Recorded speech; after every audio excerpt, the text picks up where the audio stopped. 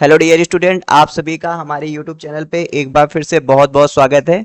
तो यहाँ पे मैं लेके आया हूँ सॉल्व कराने आपको CUET life science MSc entrance के लिए क्वेश्चंस। तो ये सीरीज चलता रहेगा और डिपेंड करेगा कि कितना कंटिन्यू करेंगे आपके लाइक्स पे। तो वीडियो को लाइक कीजिएगा और चैनल पे नए हो तो सब्सक्राइब कीजिएगा। तो हम अभी शुरुआत में कुछ थोड़ा ही क्वेश्चन लेके आ रहे हैं, जैसा मैं आप सभी का रिस्पॉन्स देखूंगा वैसा ही हम MCQ का नंबर यहाँ पे बढ़ाते जाएंगे। आज के वीडियो में तो MCQ का नंबर कम है, लेकिन याद रखना ये हम क्वेश्चन करेंगे एकदम डिटेल में करेंगे, सिर्फ हम आंसर नहीं देखेंगे, हम ढेर सारी चीज़ें देखेंगे। तो देखो, वैसे अगर आप तैयारी कर रहे हो MSc एंट्रेंस लाइफ साइंस के लिए, CUET के लिए, ठीक है, बॉटनी के लिए, जूलॉजी के लिए, हमारे पास कोर्स भी अवेलेबल है। आप यहाँ पे कोर्स देख सकते हैं हमारा, ठीक है, कोर्स भी अवेलेबल है, आप कोर्स ज्वाइन कर सकते हैं। ठीक है, कोर्स ज्वाइन करने के लिए नंबर आपको डिस्क्रिप्शन में है। जूलॉजी बॉटनी लाइफ साइंस का कोर्स अवेलेबल है, बॉटनी का कोर्स ऑनगोइंग है, लाइफ साइंस और जूलॉजी का कोर्स चलेगा आपका 11th ऑफ द अगस्त से, तो ज्वाइन कर लेना। चलो आओ हम क्वेश्चन देखते हैं ना। क्वेश्चन हमारा यहाँ पे है, ठीक है। तो आपके सामने ये हमारा पहला क्वेश्चन है कि leave abscission in plant regulated by oxygen and ethylene, which of the given statement is correct regarding amount of this tube during leaf abscission।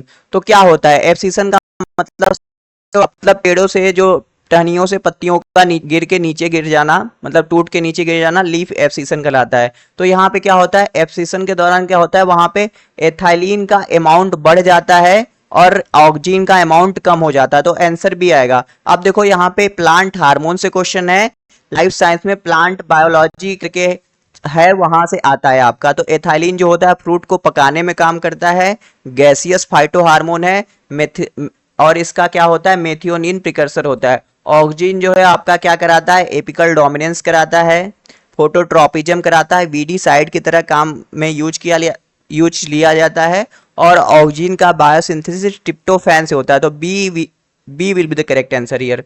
अगला क्वेश्चन है, variation in restriction DNA fragment length between individual of species is called. तो भैया जब हम DNA fingerprinting करते हैं, DNA fingerprinting मतलब हम देखते हैं दो इंडिविजुअल के DNA में कितना सिमिलरिटी है, तो उसको बोलते हैं DNA फिंगरप्रिंटिंग। तो DNA फिंगरप्रिंटिंग की डिस्कवरी किया था एलिक जेफरी ने, father of Indian DNA fingerprinting Lalji Singh है। ठीक है, तो वहां पे देखो ना, कोई भी इंडिविजुअल है, तो अगर ढेर सारे इंडिविजुअल, यहाँ पे लगभग 99% DNA कंजर्व होता है, एक जैसा होता है। सिर्फ कुछ 1% का लगभग होता है जो डिफरेंस होता है, तो वही उसको बोलते हैं रिस्ट्रिक्शन फ्रैगमेंट लेंथ पॉलीमॉर्फिज्म। तो इसी का हम सिमिलरिटी देख के हम DNA फिंगरप्रिंटिंग करते हैं। अगला क्वेश्चन है कि हम जब पढ़ते हैं इंसुलिन के बारे में, तो बॉडी के अंदर जो हमारा इंसुलिन होता है, जब वो बनता है तो सबसे पहले प्रो इंसुलिन के फॉर्म में बनता है, फिर उसको बाद में मैच्योर करके इंसुलिन में बदला जाता है। तो ये देखो, 51 अमीनो एसिड का ये होता है हार्मोन इंसुलिन, और इंसुलिन जो होता है बीटा सेल से रिलीज होता है, बीटा सेल ऑफ पैंक्रियास से। तो ये बात आप याद रखना कि insulin beta cell of pancreas से होता है, जो आपके ग्लूकोज मेटाबॉलिज्म में हेल्प करता है। बीटा सेल से इंसुलिन, पैंक्रियाज के अल्फा सेल से ग्लूकोगान होता है। तो यहाँ पे क्या करते हैं, प्रो इंसुलिन को इंसुलिन बनाने के लिए क्या करते हैं, सी पेप्टाइड होता है उसको रिमूव कराते हैं, फिर ए चैन और बी चैन को ऐड कर देते हैं, तो सी पेप्टाइड वहां पर रहता है, उसको रिमूव कराया जाता है उसको मैच्योर कराने के लिए।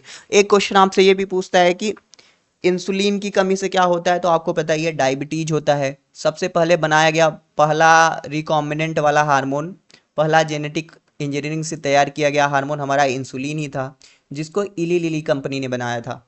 तो ये सारी चीज है। अगला क्वेश्चन है, the plant hormone that use two component histidine kinase receptor. तो टू कंपोनेंट पाथवेओं के द्वारा कौन सा हार्मोन अपना सिग्नलिंग करता है, तो वो हमारा होगा साइटोकाइनिन। साइटोकाइनिन जो होता है टू कंपोनेंट पाथवे को फॉलो करता है। ऑक्सिन और जिब्रेलिन है, ये 26S प्रोटियोसोमल पाथवे फॉलो करता है। एब्सिसिक एसिड कौन सा पाथवे फॉलो करता है, अगर आपको पता है तो कमेंट सेक्शन में बताइए। अगला क्वेश्चन है, ऐसा कौन सा स्टेटमेंट है जो करेक्ट नहीं है, not correct. Sexual reproduction alone sufficient for evolution in the population. तो पॉपुलेशन को इवॉल्व करने के लिए सिर्फ सेक्सुअल रिप्रोडक्शन ही सफिशिएंट होता है, ऐसा नहीं है भैया। म्यूटेशन चाहिए, जेनेटिक ड्रिफ्ट चाहिए, सब चीज़ें होता है, तो ये गलत है। Hardy Weinberg is the only applicable to the non evolving population. तो हार्डी वीनबर्ग इक्विलिब्रियम में रहने के लिए पॉपुलेशन, वहाँ पे कोई भी इवोल्यूशन नहीं होना चाहिए, कोई भी नेचुरल सिलेक्शन नहीं होना चाहिए, कोई भी माइग्रेशन नहीं होना चाहिए, तब वो एक इक्विलिब्रियम में वो पॉपुलेशन रहेगा, और इसको हम कहेंगे हार्डी वीनबर्ग इक्विलिब्रियम। तो ये तो सही स्टेटमेंट है। नेचुरल सिलेक्शन जो है ग्रेजुअल प्रोसेस है भैया, नेचुरली सिलेक्ट होना।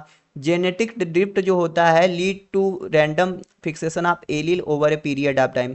जेनेटिक ड्रिफ्ट क्या होता है, कहीं भी कोई पॉपुलेशन रहता है तो उसके जेनेटिक नंबर में एकाएक चेंज आ जाना। जेनेटिक ड्रिफ्ट का मतलब आप ऐसे समझ सकते हो, कहीं पे पॉपुलेशन, वहाँ पे सूखा पड़ गया, अकाल पड़ गया, भूस्खलन आ गया, ज्वालामुखी फट गया, वहाँ पे सब लोग मर जा रहे हैं, मतलब एलील फ्रीक्वेंसी में चेंज आ रहा है।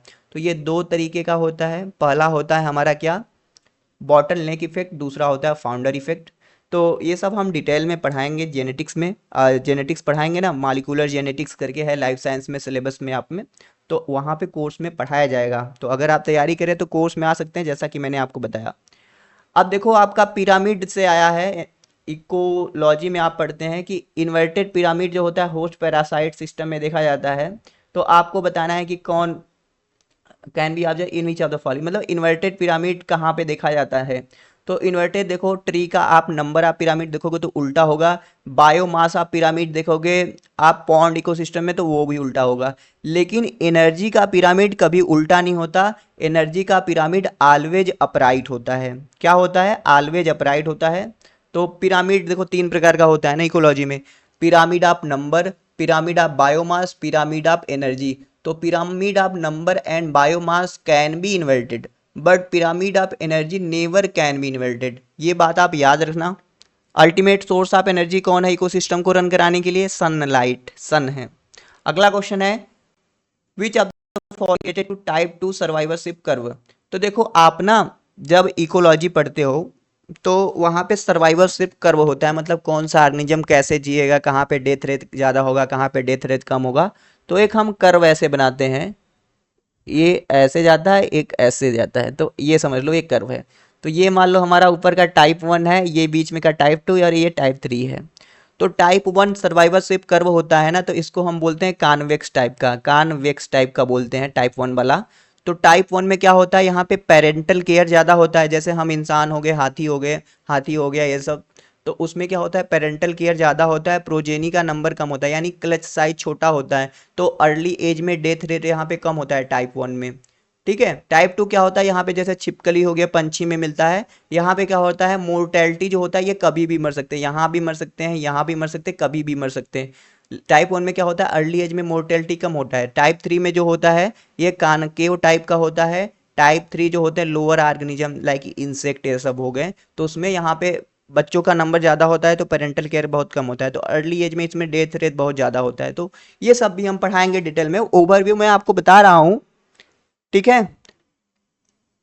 तो इसका आंसर क्या आ जाएगा, ये टाइप 2 में मोर्टेलिटी रिमेन कांस्टेंट रहेगा। अब देखो सेक्स डिटर्मिनेशन से क्वेश्चन आया है, ये भी जेनेटिक्स का पार्ट है। लाइफ साइंस में जेनेटिक्स में ये आपको पढ़ना होता है, अलग अलग टाइप का सेक्स डिटर्मिनेशन।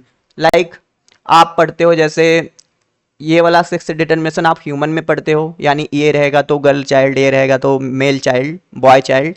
आप उल्टा वाला पढ़ते हो जेड जेड जेड डब्लू, ये वाला आप पंछियों के अंदर पढ़ते हो, मतलब अगर जेड जेड रहेगा तो ये मेल बनेगा, और ये रहेगा तो फीमेल, मतलब फीमेल हेट्रोजाइगोसिटी पंछियों के अंदर। आप एक्स जीरो वाला कहाँ पढ़ते हो, आप इंसेक्ट के अंदर पढ़ते हो, जहाँ पे क्या होता है, फीमेल डिप्लॉयड होती है और मेल हैप्लॉयड होता है। तो female are diploid having 32 chromosome, और मेल जो होता है हैप्लॉयड 16 क्रोमोसोम होता है। तो ये वाला हम जब सेक्स डिटर्मिनेशन देखेंगे तो हम देखेंगे कि कैसे, मतलब टेम्परेचर ज़्यादा रहेगा तो कैसे मेल फीमेल मगरमच्छ के अंडों में से निकल रहे हैं, टेम्परेचर रोल प्ले कर रहा है सेक्स डिटर्मिनेशन में, और सारी चीज़ें हैं डिटेल में हम देखेंगे।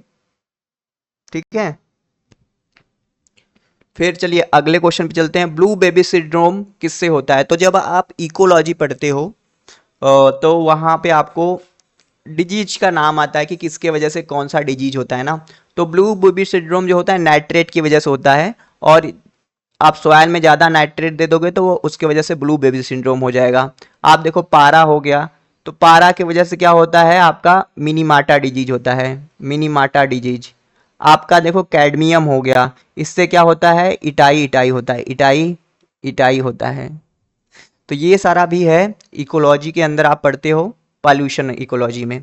विच of the following enzyme responsible for unbinding of DNA double helix during replication. तो रेप्लिकेशन हम मॉलिक्यूलर बायोलॉजी में बड़े ही डिटेल के साथ पढ़ने वाले हैं। तो रेप्लिकेशन में जब आपका डीएनए होता है ऐसे करके हेलिकल फॉर्मेट में होता है ना, तो इसको पहले क्या किया जाता है, ऐसे करके इसका कॉइलिंग को रिमूव किया जाता है। तो इसका काम करता है हेलिकेज। फिर हेलिकेज ऐसे डीएनए जब सीधा सीधा होगा, कॉइलिंग खत्म हो गया, तो हेलिकेज टोपोआइसोमरेज के साथ साथ में एसोसिएट होके हाइड्रोजन बॉन्ड को कट करेगा, हाइड्रोजन बॉन्ड को कट करेगा। फिर ऐसे करके आपका क्या बनेगा, रेप्लिकेशन फॉर्क बनेगा। तो रेप्लिकेशन फॉर्क फिर से रिकॉइल ना हो जाए, सिंगल स्ट्रैंडेड बाइंडिंग प्रोटीन इसको बांध के रखेंगे। आरएनए प्राइमर आएंगे, ऐसे करके छोटा छोटा ऐसे करके रास्ता दिखाएंगे डीएनए पॉलीमरेज को। फिर डीएनए पॉलीमरेज को 5 प्राइम से 3 प्राइम डायरेक्शन मिलेगा, डीएनए का सिंथेसिस कराएगा। तो हम डिटेल में देखेंगे, पढ़ेंगे। आपको देखो नोट्स भी दिया जाएगा कोर्स में, जैसा कि हम आपको बता रहे हैं ना। जैसे देखो बॉटनी का कोर्स तो स्टार्ट है, बॉटनी कोर्स में काफ़ी लोग ज्वाइन है, लगभग 70 लोग ज्वाइन है बॉटनी वाले में। तो और लाइफ साइंस में भी आ रहे हैं लोग, जूलॉजी में भी आ रहे हैं। तो आप आ सकते हैं हमारे कोर्स में, काफ़ी बढ़िया होगा। अभी देखो लास्ट बैच में जो लोग थे, इलाहाबाद में देखो रैंक 1 आया था, सीयूईटी में भी रैंक 1 आया था। यहाँ पे मेंशन नहीं है, देखो यहाँ पे 203 नंबर, 201 नंबर, 190 नंबर, ये सब हमारे कोर्स के ही हैं। कोर्स से ही पढ़ते हैं लोग, सिलेक्ट होते हैं। तो कोर्स में इन्वॉल्व करो खुद को और अपना प्रिपरेशन बेटर बनाओ। चलो मिलते हैं आपसे नेक्स्ट वीडियो में। Thank you for watching this video.